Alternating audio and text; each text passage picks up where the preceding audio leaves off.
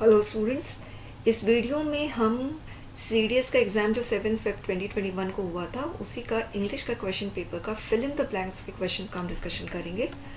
इसमें first question है, he said that he dash when he lost all his investment in the stock market. Spotting error के अलावा जितने भी questions आते हैं सीडीएस इंग्लिश में, आपको उसमें एलिमिनेशन टेक्निक अपना के फिर राइट आंसर पे आना है। आपने स्पॉटिंग एरर वाले वीडियो में देखा होगा, मैं वहाँ पे वर्ब एडजस्टमेंट का डिस्कशन कर रही हूँ। उसमें मैंने ये बताया कि वर्ब और वर्ब का एडजस्टमेंट होना बहुत ज़रूरी है। जैसे ही विल गो, तो दो वर्ब दोनों साथ में है तो दोनों का एडजस्टमेंट आपस में होना है। यदि नहीं होगा तो वो एरर है। जैसे अगर मैंने लिखा ही विल वेंट, तो ये एरर हो गया क्योंकि विल के साथ कभी भी वेंट यानी V2 नहीं आता है। ओके, तो इस वर्ब एडजस्टमेंट के बेसिस पे ये वाला ऑप्शन जो है वो गलत हो जाएगा, क्योंकि हैड के बाद बीन जरूर आता है मगर बीन के बाद हमेशा V3 आता है।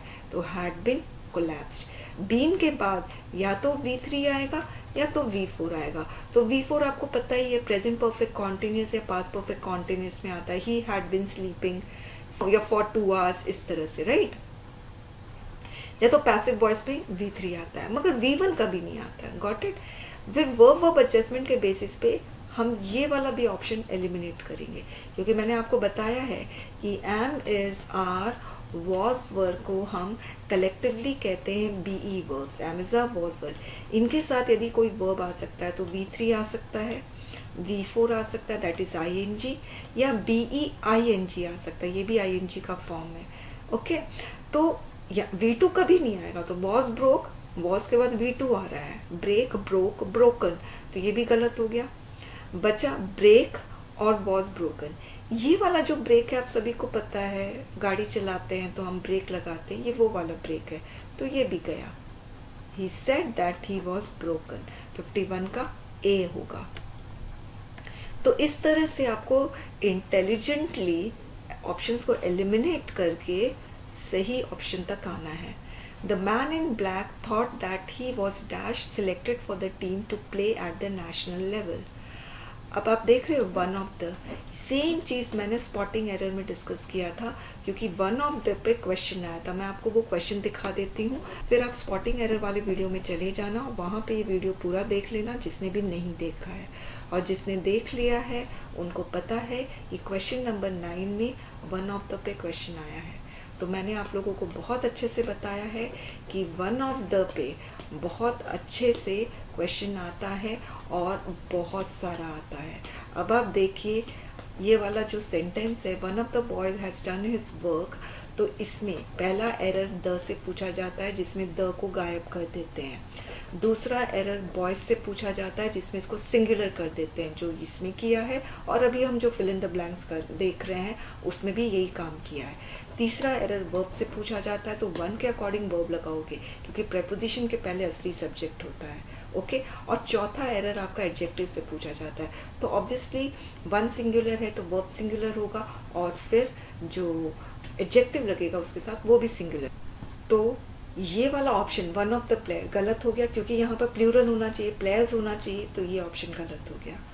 अच्छा, the man in black thought that he was is one player, तो वॉज के तुरंत बाद इज तो नहीं आएगा ना, ये भी ऑप्शन गया।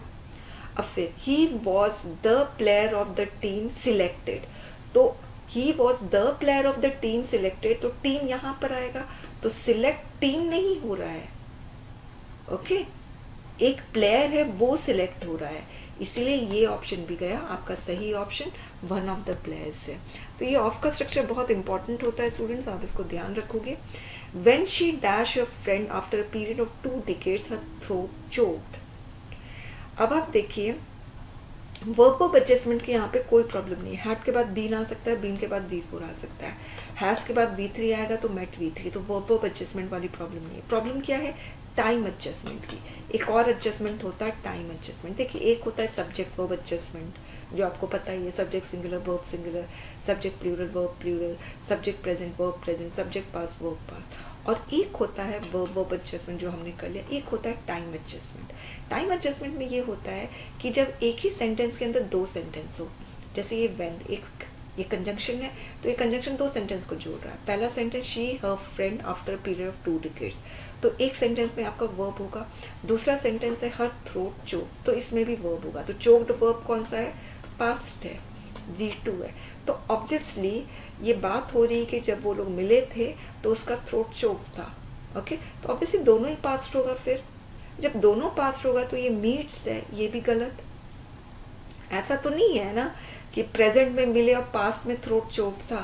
दोनों इंसिडेंट है, दोनों पास्ट का है और दोनों एक साथ ही हुए हैं, राइट? तो मीट्स नहीं होगा। ये प्रेजेंट है, हैज, फर्स्ट वर्ब से हम टाइम पहचानते, तो हैज, ये भी गलत हो गया। अब हैड बीन मीटिंग गलत इसलिए है क्योंकि had been meeting present perfect continuous या पास्ट परफेक्ट कॉन्टिन्यूअस का स्ट्रक्चर है जिसमें सिंस ऑफ ऑल लगता है, तो सही क्या होगा? मेट। तो इस तरह से ऑप्शंस एलिमिनेट करके राइट ऑप्शन तक पहुंचना। Next is the portrait lady, the portrait of the lady conveys, इसमें मोर दैन इट अपीयर्स होना चाहिए क्योंकि द बेस्ट तो दो से ज़्यादा होते तब हम यूज़ करते हैं, और द मोस्ट आप एडवर्ब है, इसको आप एक एडजेक्टिव के साथ यूज़ करोगे, और नथिंग नहीं होगा, कन्वेज नथिंग इट अपीयर्स, तो ये थोड़ा ऑकवर्ड सा लग रहा है। सही मोर देन होगा। अब बायोग्राफी इज अबाउट, इसमें तो प्रेपोजिशन में कोई लॉजिक मैं दे नहीं सकती हूँ। She told me that she, अब आप देखिए इसमें भी टाइम एडजस्टमेंट वाला है पंगा। यहाँ पर टोल्ड ये पास्ट है, तो जो भी बात कही पास्ट में कही, ओके, तो पास्ट का ही वर्ब यहाँ पे यूज होगा। और टाइम एडजस्टमेंट ये कहता है, मैंने CAPF की ग्रामर के वीडियोस में बहुत अच्छे से बताया है कि मोडाल्स और मोडाल्स एक ही सेंटेंस में नहीं आ सकते, यानी मोडाल्स मोडाल्स टाइम कॉम्बो ये एक ही सेंटेंस में नहीं आएंगे। फिर मैंने कहा पास्ट और फ्यूचर का भी टाइम कॉम्बो एक ही सेंटेंस में नहीं आएगा, और फ्यूचर और फ्यूचर का भी टाइम कॉम्बो एक ही सेंटेंस में नहीं आएगा। जब एक ही सेंटेंस में दो सेंटेंसेस होते हैं, ओके, तो इसमें ये 3 टाइम कॉम्बो नहीं आएगा, मोडाल्स मोडाल्स, फ्यूचर फ्यूचर और पास्ट फ्यूचर। तो टोल्ड पास्ट है, इसके साथ कोई फ्यूचर नहीं लगेगा, तो विल गया, शैल भी फ्यूचर है, ये भी गया, विल गया, ये भी गया, बचा क्या? Would have. ओके, तो ये 3 टाइम कॉम्बो याद रखना, मगर ये तभी एप्लीकेबल होगा जब एक ही सेंटेंस में 2 सेंटेंसेस होंगे, राइट? 3 सेंटेंसेस में नहीं होता है ये। What is the name of the person, यहाँ पर हुज आएगा क्योंकि यहाँ पे पोजेशन दिखा रहा है और हुज पोजेशन है, ओके। नेक्स्ट सेंटेंस है द वर्ल्ड इज चेंजिंग, फिर that the rich become richer and the poor become poorer. यहाँ पर दैट आया है, तो दैट के साथ कॉम्बिनेशन जो होगा वो सच का होगा, इसीलिए सही आंसर डी होगा। सच दैट, सो दैट, वो वाला पैर है इसमें। ये है कंडीशनल सेंटेंस। तो कंडीशनल सेंटेंस में आप 3 चीज याद रखना, ओके। कौन कौन सा कॉम्बिनेशन है, बेसिकली कंडीशनल सेंटेंस भी एडजस्टमेंट की ही बात होती है इसमें भी। तो इसमें एडजस्टमेंट होता है एक इफ वाला एडजस्टमेंट और एक विदाउट इफ वाला एडजस्टमेंट, ओके। यहाँ पर इफ नहीं नजर आ रहा है मगर यहाँ पर इफ है, ऐसे है, if I had been inform, इस तरह से है, ओके। तो क्या करते हैं कभी कभी कि इफ को हटा देते हैं और इफ की जगह हैड लगा देते हैं, तो ये हैड ही इफ का काम कर रहा है, ओके। तो हैड आई बिन इन्फॉर्म का मतलब होता है if I had been inform. तो इसमें भी 3 तरीके के एडजस्टमेंट हो रहे हैं, ओके। वो कौन कौन सा मैं बताती हूँ। देखिए, एडजस्टमेंट हो रहा है ये इफ के सेंटेंस में, if I had been inform, और दूसरा एडजस्टमेंट हो रहा है विदाउट इफ के में, ओके। तो I dash it to the celebration, ये विदाउट इफ का स्ट्रक्चर है, और ये हैड आई बीन इन्फॉर्म, ये इफ का स्ट्रक्चर है। तो एडजस्टमेंट जो हम बात करेंगे वो इफ का और विदाउट इफ के बीच में एडजस्टमेंट, ओके। तो यदि इफ वाला सिंपल प्रेजेंट होगा तो विदाउट इफ में आपका विल, कैन, मे होगा, ये इससे एडजस्टमेंट। यदि इफ वाला सेंटेंस आपका सिंपल पास्ट में होगा तो विदाउट इफ में आप वुड, कुड, माइट ये सब यूज करते हो। यदि इफ वाला सेंटेंस पास्ट परफेक्ट में होगा तो विदाउट इफ में आप वुड हैव लगाना बहुत जरूरी है, फिर कुड हैव या माइट हैव लगा सकते हो, फाइन। तो ये एडजस्टमेंट के अकॉर्डिंग आपका सही आंसर कुड हैव मेड होगा, फाइन। अब विल क्यों नहीं होगा, रीजन ये है हैड है, तो पास्ट और फ्यूचर का कॉम्बिनेशन नहीं होता है। फिर वुड हैव क्यों नहीं होगा? क्योंकि I would have it to the celebration अच्छा नहीं लग रहा है ना, इसीलिए ये भी नहीं होगा।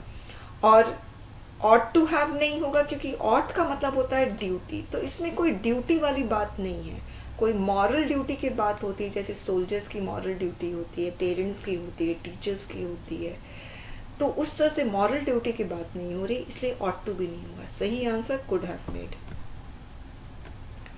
Next, Indian perspectives of life informs that leading a life of greed will result होगा, shall be in unhappiness, will lead to, ये इसलिए गलत होगा क्योंकि लीड के बाद टू प्रपोजिशन आता है।